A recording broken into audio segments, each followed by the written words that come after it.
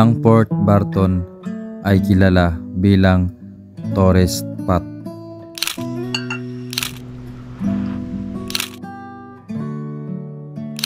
Ang Port Barton ay isang world class dahil ang mga beach nito ay mapuputi ang buhangin. Magaganda ang waterfalls, virgin forest na magaganda ang tanawin.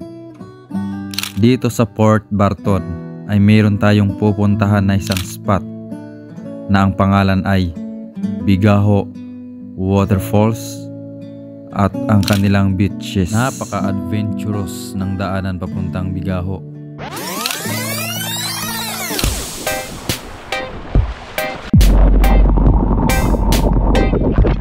At ito ang kanilang waterfalls.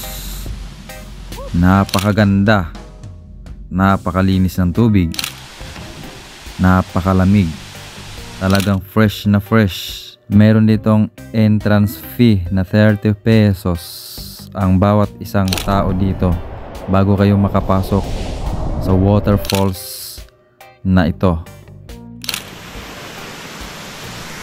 At mula sa waterfalls ng Bigaho, halos 15 minuto ang lalakarin nyo patungo sa dalampasigan ng Bigaho. At higit sa lahat ay hindi crowded.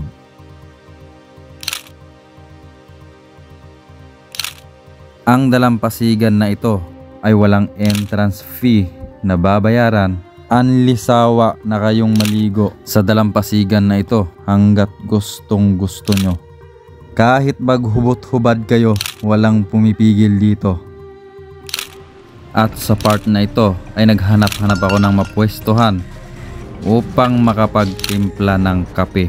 At syempre dito magpapakulo muna ako ng tubig na ang gamit ko ay portable kalan.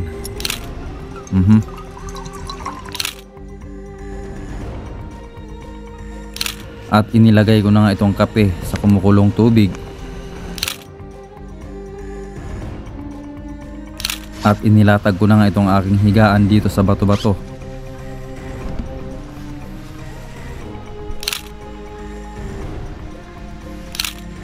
Tinapay, saging na nilaga ang aking bala.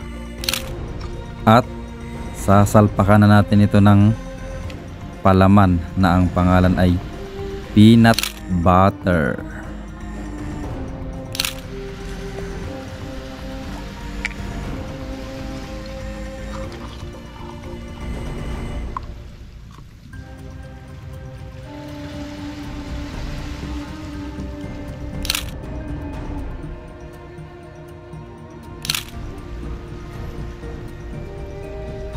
Dito nga ay tinira ko na itong aking kape at tinapay at nilagang saging.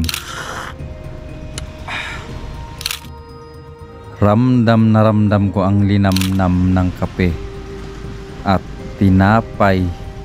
Sagad sa lalamunan ko ang sarap ng mga ito.